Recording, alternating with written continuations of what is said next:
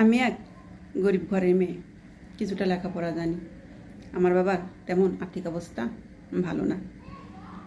আমাকে আমার স্বামী দেখে পছন্দ করে বিয়ে করেছে, কারণ তার গ্রামের সহজ সরল একটা মেয়ে দরকার ছিল।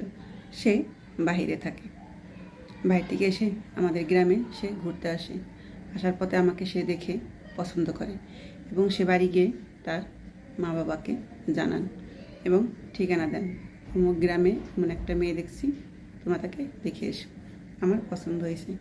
অতএব তারা আসে। এখন ছেলের কথা, ছেলে এই মেয়েকেই চায়। বাবা মা আর না করতে পারেনি। তার বাবা মা আমার ফ্যামিলি তেমন দেখে তাদের ভালো লাগেনি, কিন্তু ছেলে বলছে এই মেয়েকে আমি বিয়ে করব, তোমরা এই মেয়ের সাথে আমার বিয়ে ঠিক করো। অতএব ছেলের কথা তারা ফেলতে পারেনি। প্রবাসী ছিলেন, সময়ও কম। তারপরে আমাদের ফ্যামিলি পছন্দ হয় ছেলেকে দেখে এবং তার সাথে আমার বিয়েটা হয়ে যায়। আলহামদুলিল্লাহ, আমি আমার স্বামীটাকে পেয়ে অনেক হ্যাপি। সে মানুষ হিসেবে অনেক ভালো, কিন্তু পরিবারটা ভালো জোটেনি। কারণ আমি গরিব ঘরের মেয়ে বলে উঠতে বসতে আমাকে কথা শুনতে হয়। আমি সেই বাড়ির ছোটো বউ, আর বড় বউ বড় লোকের মেয়ে। অনেক কিছুই তার বাবা মা দেয়, তার বাবা মা তাকে হেল্প করে, বিপদ আপদেও দেখে। আমার বাবা মা দেখতে পারে না। আমার শাশুড়ি উঠতে বসতে আমাকে খুঁটা দেয়, কথা শোনায়, ফকির বাড়ি অনেক কথা বলে, যা একটা মেয়ে সহ্য করার মতো না। কিন্তু আমার স্বামীটা অনেক ভালো, সে কখনোই কিছু বলেনি, কারণ সে দেখে এনেছে।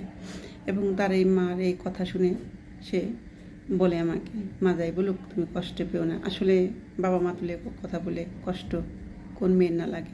অবশ্যই লাগে। কারণ আমার শাশুড়ি একটু ওই টাইপের ছিল।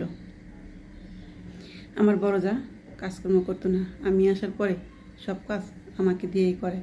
কাজের মানুষটাও তারা ছাড়িয়ে দেয়। ঘুম থেকে উঠেই আমার সব কাজ করতে হয়, সবার নাস্তা তৈরি করা, কে কী খাবে সব দিকে খেয়াল আমার রাখতে হয়। এটুর থেকে একটু হলেই আমার শাশুড়ি আমাকে কথা শোনানো আর বাকি রাখে না। মানে যা আসে তাই বলে। বড় লোকের বেটিও মুখ সমুখ কত কথা বলে, মানে খোঁচা দিয়ে দিয়ে কথা বলে। বাপের বাড়ি থেকে এটা আনছো সেটা আনছো, কত কথা।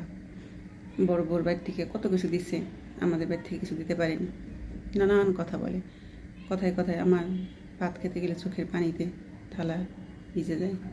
এমনও দিন যায়, তার কথা সহ্য হয় না। তারপরেও দিন শেষে ভালো লাগে যখন স্বামীটা ভালোবেসে কথা বলে। সে কখনোই কিছু বলে না। আসলে সংসারের সব অশান্তি মেনে নেওয়া যায় যদি স্বামী ঠিক থাকে।